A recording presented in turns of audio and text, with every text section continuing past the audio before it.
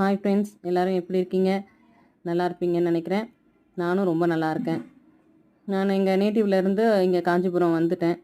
என்னுடைய பசங்க ஸ்கூல்லேருந்து புக்ஸ்லாம் வாங்கலாம் அப்படிங்கிற அந்த பர்பஸ்க்காகவே மெயினாக வந்தோம். ஏன்னா 3 பசங்க அவங்களுடைய நோட்ஸுக்கெலாம் ப்ரவுன் ஷீட்டை போட்டுட்டு லேபிள் ஒட்டணும். அந்த ப்ராசஸ் எவ்வளோ பெரிய ப்ராசஸ் அப்படிங்கிறது பீயிங் எ பேரண்ட் ஒவ்வொருத்தருக்குமே தெரிஞ்சிருக்கும். ஸோ அதுக்காகவே சீக்கிரம் கிளம்பி போயிட்டோம். எங்கள் பசங்களுடைய ஸ்கூல் நேம் வந்து Rangammal Vidyalaya nursery and primary school. அங்கே போயிட்டு புக்ஸ்லாம் வாங்கலாம் அப்படிங்கிற ப்ராசஸ் தான் இன்றைக்கி. பசங்க ரொம்ப நாள் கழித்து வந்ததுனால ரொம்ப அப்படியே ஒரு மாதிரி எக்ஸைட்டடாக பார்த்தாங்க. அவங்க என்னுடைய ஸ்கூல் தானே இது அப்படிங்கிற மாதிரி. ஸோ புக்ஸ்லாம் கவுண்ட் பண்ணி கொடுத்தாங்க. ஆயாம்மா அண்ட் ஸ்டாஃபு அது எல்லாமே கரெக்டாக அந்த ப்ராசஸ்லாம் பண்ணிவிடுவாங்க.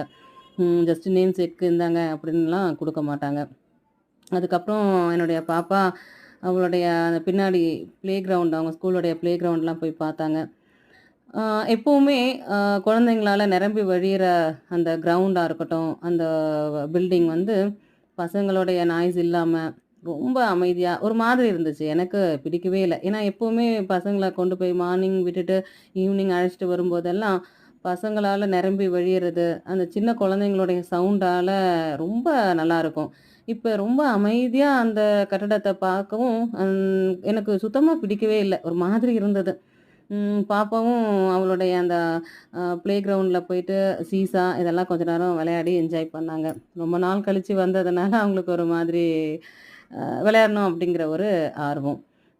ஸோ எல்லா இடத்துலயும் போய் உட்காந்து, இங்க கொஞ்ச நேரம் விளையாடிட்டு வரேம்மா, இங்க கொஞ்ச நேரம் விளையாடிட்டு வரேம்மான்னு சொல்லி விளையாடுனாங்க.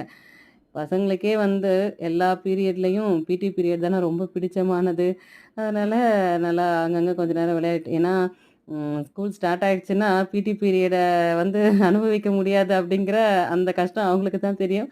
போதும் பாப்பா வான்னு சொல்லி கூப்பிட்டுட்டு புக்ஸ்லாம் வாங்கிட்டு நாங்களும் கிளம்பி வந்துட்டேன். வீட்டுக்கு போனதும் எல்லா நோட் புக்ஸுக்கும் கவர் பண்ணணுங்கிற அந்த கவலையே எனக்கு மேஜரா இருந்தது.